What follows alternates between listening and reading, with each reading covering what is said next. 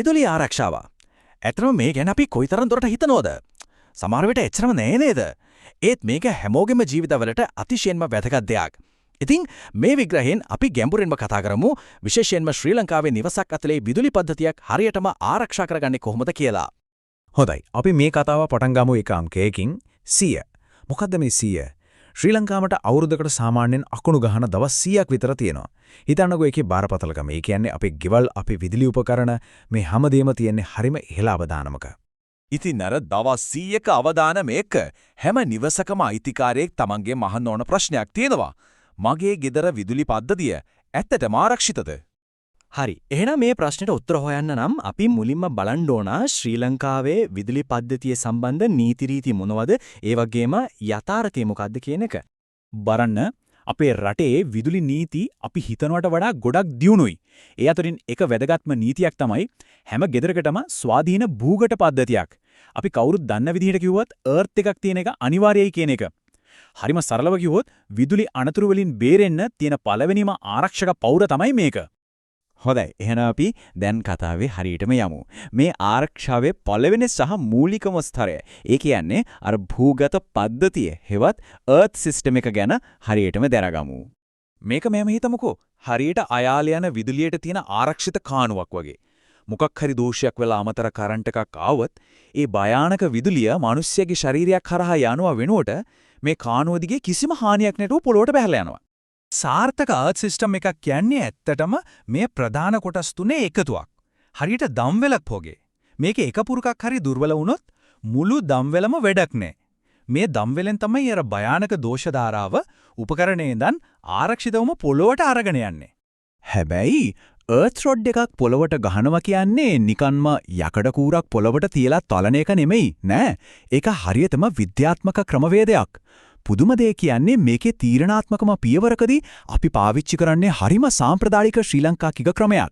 මේ ලුණුයි අඟුරුයි එකත වුණාම වෙන්නේ අර එර්ත් රොඩ් එක වටේට සන්නායක කේක් එකක් වගේ දෙයක් හැදෙන එක.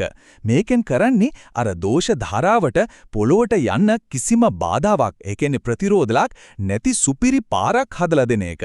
විශේෂයෙන්ම ශ්‍රී ලංකාවේ එක එක පළාත්වල තියෙන විවිධාකාර පස් වර්ගත් එක්ක මේ ක්‍රමය අතිශයින්ම වැදගත්. හරි. දැන් අපිට හොඳ එර්ත් සිස්ටම් එකක් තියෙනවා. ඒකට විතරක් නවත්තන්න බැරි වෙනස්ම જાතියේ තර්ජනයක් තියෙනවා. අපි මේකට කියනවා සර්ජ් එකක්. එහෙම නැත්නම් හදිසි අධි වෝල්ටීයතා පිම්මක් කියලා.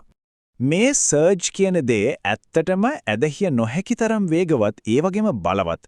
හිතන්නකෝ අපේ ගෙදර තියෙන සාමාන්‍ය ට්‍රිප් ස්විච් එකකට ට්‍රිප් වෙන්න හිතන්නත් කලින් මේ සර්ජ් එකකට පුරවන අපේ වටිනා ඉලෙක්ට්‍රොනික උපකරණ සම්පූර්ණයෙන්ම විනාශ කරලා දාන්න. එතකොට මේකට මොකද්ද විසඳුම? ඒකට තමයි SPD ඒ කියන්නේ සර්ජ් ආරක්ෂණ උපාංගයක් තියෙන්නේ. මේක හරියට අධිවේගී මුරකරුවෙක් වගේ වැඩ කරන්නේ. සාමාන්‍ය වෙලාවට මේ ගේට්ටුව වහගෙන ඉන්නවා. ඒත් භයානක සර්ජ් එකක් එනවා දැක්ක ගමන් ඇසිල් එකේ ගේට්ටුව ඇරලා ඒ අමතර විදුලිය ටික අපේ උපකරණ වලට යන්න නොදී කෙලින්ම එර්ත් එකට යොමු කරනවා. ඉතින් මේ SPD වලත් විවිධ වර්ග තියෙනවා. type 1, type 2, type 3 කියලා. සරලවම කිව්වොත් type 1 එක තියෙන්නේ සෘජු අකුණු පහරවල් වගේ ලොකුම අනතුරු වලින් බේරෙන්න. type 2 එක තියෙන්නේ ගෙදර DB box එකට, ඒ කියන්නේ බෙදා හැරීමේ පුවරුවට.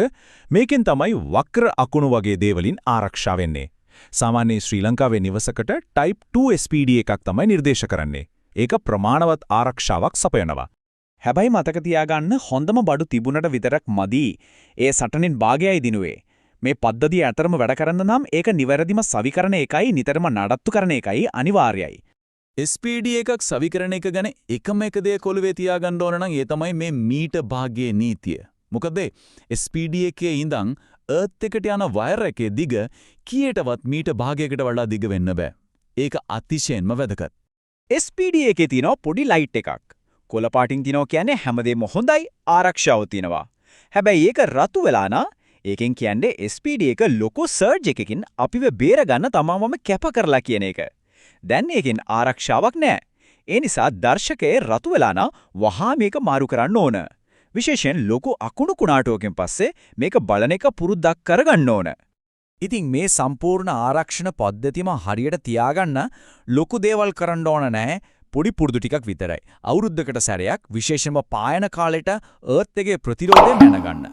හොඳටම වියලි කාලෙට earth wallet වතුර ටිකක් දාන්න. wire සම්බන්ධ කරපු තැන් clamp එහෙම මලකඩ කාලද බුරුල් වෙලාද කියලා බලන්න. අර කිව්වා වගේ හැම කුණාටුවකටම පස්සේ SPD එකේ ලයිට් එක බලන්න. මේ සරල දේවල් ටික තමයි අවශ්‍යම වෙලාවට මේ පද්ධතිය වැඩ කරේ කියලා සහතික කරන්නේ. හොඳයි. අපි දැන් එනවා මේ කතාවේ වැදගත්ම සහ තීරණාත්මකම කොටසට. ඒ තමයි මේ සම්පූර්ණ ආරක්ෂණ පද්ධතිය දිහා වියදමක් විදිහට නෙවෙයි අත්‍යවශ්‍යම ආයෝජනයක් විදිහට බලන්න ඕන අයි කියන කාරණය. දැන් බලන්න සාමාන්‍ය සිංගල් ෆේස් SPD එකකට සමහර විට රුපියල් 5200ක් වගේ වෙන්න පුළුවන්. හැබැයි ඒ මිලට වඩා 100,000 වාරයක් වැදගත් අංකයක් එකේ ගාලා තියෙනවා. ඒ තමයි UC අගය. මේකෙන් කියන්නේ මේ SPD එකේ සාමාන්‍ය ක්‍රියාකාරී වෝල්ටීයතාවය. ශ්‍රී ලංකාවේ විදුලි පද්ධතියට හරියන්න නම් මේ UC අගය 255 වී හරි 275 වී හරි වෙන්නම ඕන. ඊට අඩුවටක් අත්තොත් එකෙන් වැඩක් වෙන්නේ නැහැ. ඉතින් අවසාන වශයෙන් කියන්න තියෙන්නේ මේකයි. ශ්‍රී ලංකාවේ විදුලි සහ පාරිසරික තත්ත්වයන් එක්ක නිවැරදි earth පද්ධතියකුයි සර්ජ් ආරක්ෂණයකුයි කියන්නේ තෝරා ගැනීමක් නෙවෙයි. ඒක අනිවාර්ය අවශ්‍යතාවයක්. සුදුසුකම්ලත් විදුලි කාර්මිකයෙක් ලබා මේ දේවල් හරියටම කරගන්න එක නිකම්ම නීතියක් රකින්නව නෙවෙයි. ඒක තමන්ගේ ජීවිතයයි, තමන්ගේ දේපලයි වටේට ශක්තිමත් ආරක්ෂක පලියක් හදාගන්නවා වගේ වැඩක්. ඒක තමයි එකම ක්‍රමය.